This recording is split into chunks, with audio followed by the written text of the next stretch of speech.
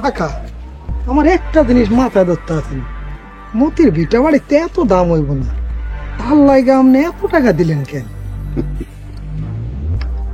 এই বিড়া বাড়ির চাইতেও মতির কাছে অনেক দামি একটা জিনিস আছে। কি জিনিস আছে কাকা? আছে অনেক সুন্দর একটা জিনিস। ওই জিনিসটা আমার লাগবে, এর লেগে ওরা এত টাকা দিছি,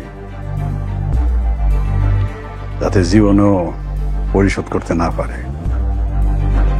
বুঝতে পারছি কাকা, ও সমরে আপনার মনে ধরছে, এর লেগাই তো কই আপনার মতো একটা হারামজাদা তো ভালো মানুষ হইলেন কেমনে?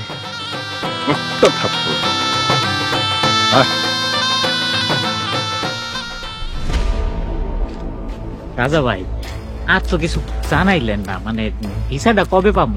আরে 1 সপ্তাহের মধ্যেই তুমি যাবা। 1 সপ্তাহের মধ্যে?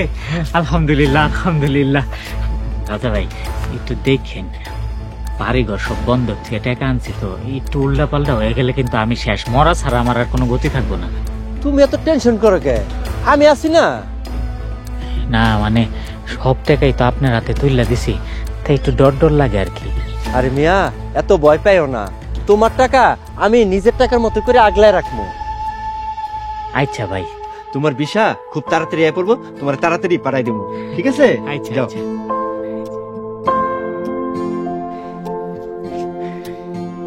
এবার আমাকে আর অভাব থাকবো না।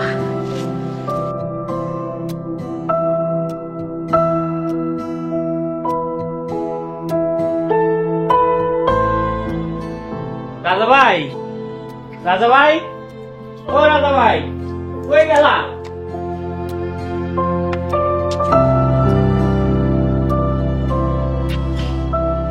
রাজা ভাই, বাড়ি তালা দেওয়া কে? ভাই ভাই, এই যে রাজা দালালের বাড়ি তালা দেওয়া কে? ওই কই গেছে? উনি তো মানুষের টাকা মাইরা পালাইছে। আমার থেকে 20 লাখ টাকা নিছে, আপনার থেকে কত নিছে?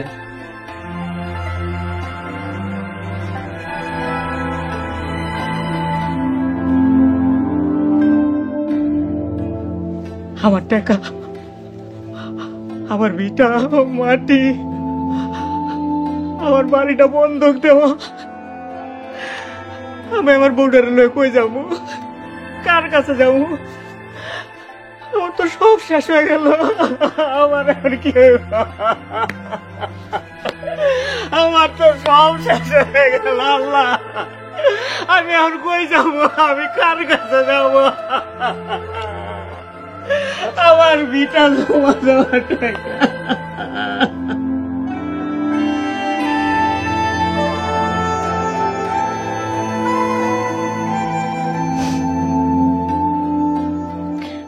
আমরা কি এমন পাপ করছি যে সবাই আমগুলো এমন করতেছে? একটু ভালো স্বপ্নের আশায় ভিটা মাটি বন্ধক থেকে টাকা নিয়েছিলাম বিদেশ যাব, কপালে সুখ না থাকলে কি আর হয়? মাথা গোজার শেষ সম্বল আছিল আমগো এই ভিটা বাড়ি, এখন এটা রক্ষা করবো কেমনে? কি হন্দা সেই সব? ওই রাজা দালাল নাকি তোর সব টাকা লইয়া ভাগ্যা গেছে?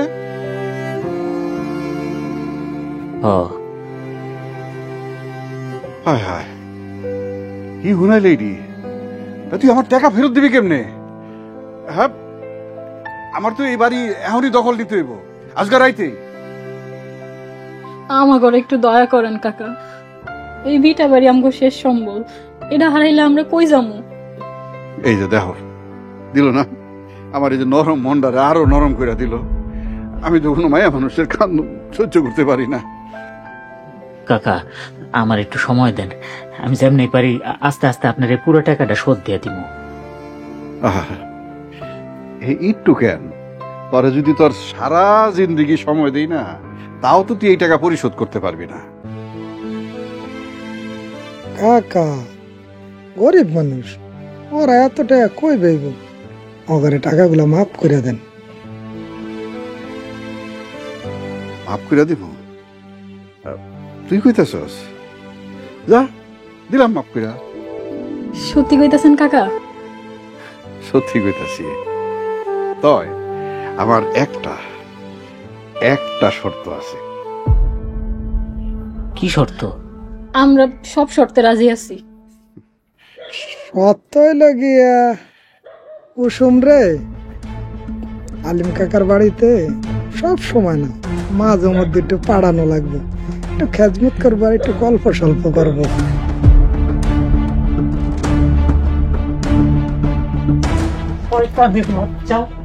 এত বড় সাহস কি আমার বাড়িতে আমার বউয়ের নামে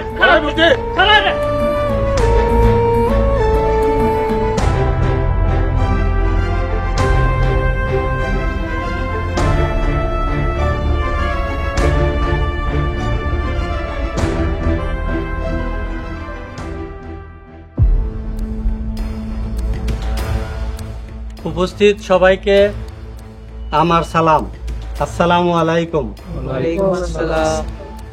আপনাদের সবাইকে একটা জিনিস পরিষ্কার করে বলি, সেটা হলো এই মতি মিয়া হালিম খার কাছে এই বাড়ি ভিটা বন্ধক রেখা অনেকগুলা টাকা ধার নেয়। অনেক দিন হয়ে যায় মতি মিয়া হালিম খার টাকা পরিশোধ করে না।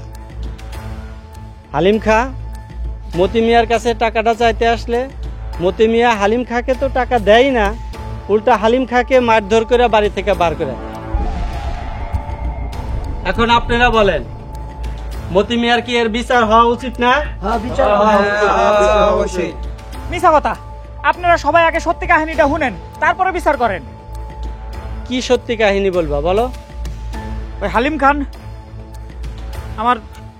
আমার বউয়ের দিকে কোন নজর দিছে, এর লোক আর আমি দৌড়ানি দিছি। ধরতে পারি না, ধরতে পারলে তো টেঙ্গে ভেঙে দিতাম। তওবা তওবা তওবা, মতি কয়টা ঠেকার লিগা আমার চরিত্রে এরকম কলঙ্কের দাগ দিস না। এই গ্রামের মানুষজন আমারে চিনে না, আমারে চিনে। বিদেশে যাওয়ার টাকা ধরা খায়া হালিম কাকার টাকা যাতে ফেরত না দেওয়া লাগে, এই জন্যই বরে দিয়া হালিম কাকা চরিত্রে দাগ লাগাইতে চাইতেছে। এটা কি আমরা বুঝি না? এই আপনারা বুঝেন না? আমি এখন আপনারা উপস্থিত যারা আছেন, আপনাকে সবার কাছে আমি এই বিচারের দাবি রাখলাম, আমার এই সুষ্ঠু বিচার করে দেন। আমার শরীরটা ভালো না। এই সালিশের রায় হইল মতি মিয়ার এই বসত বিটা এখন থেকে হালিম খা দখল করে খাইব, আর মতি মিয়া আর ওর বউরে গলা ধাক্কা দিয়ে এই বাড়ির থেকে বার করে দিন। ভাইগা দাও। কি করেন আপনারা? আমি এই বিচার মানি না। আপনারা গরিবের উপরে জুলুম করতেছেন, সবাই মিলে জুলুম করতেছেন। আল্লাহ আপনাকে বিচার করবো। আমি মানি না এই বিচার, আমি যাবো না, আমার বাড়ি থেকে আমি যাবো না।